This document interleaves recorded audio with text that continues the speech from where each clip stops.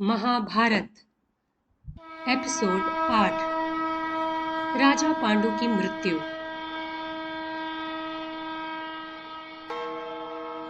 पिछले अंकों में हमने जाना कि कैसे हस्तिनापुर के राजकुमारों का जन्म हुआ था, यानी 5 पांडुपुत्र और धृतराष्ट्र के 101 संतानें।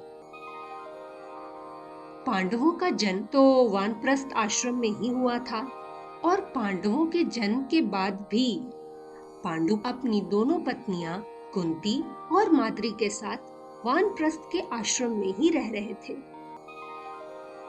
इसी तरह कई साल बीत गए।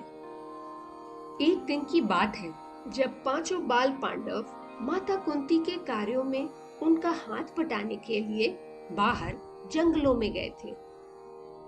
माद्री कुटिया के अंदर अकेली थीं।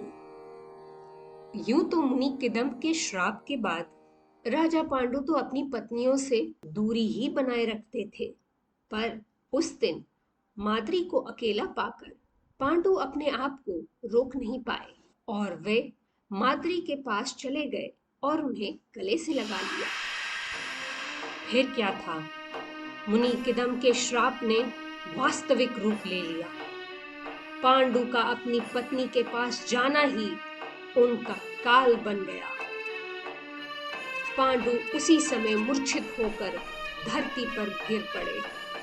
पांडु की ऐसी दशा देखकर माद्री जोर जोर से चिल्लाईं और रोने लगी।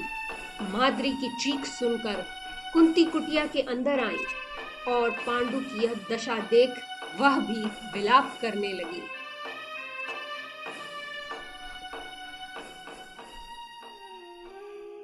आश्रम के आसपास के मुनियों की सहायता से पांडु का दाह संस्कार आरंभ हुआ।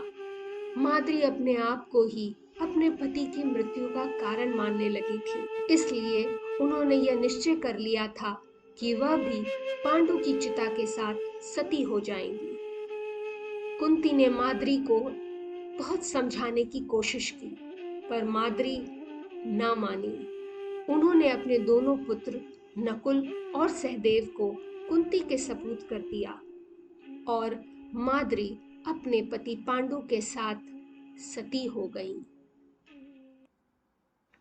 अब कुंती 5 पांडव के साथ आश्रम में अकेली हो गईं। तब सभी उपस्थित ऋषि और मुनि की सलाह से कुंती अपने 5 पुत्रों के साथ हस्तिनापुर महल लौट गईं। तो आज के अंक में इतना ही। अब आने वाले अंकों से आरंभ होगा खेल कौरवों की ईर्ष्या का। जुड़े रहिए महाभारत के इस श्रृंखला में इनिशिएटिव सस्मित किड्स चैनल पर मेरे यानी रुचिरा चंद्रा के साथ। मिलते हैं अगले अंक में। तब तक के लिए नमस्कार।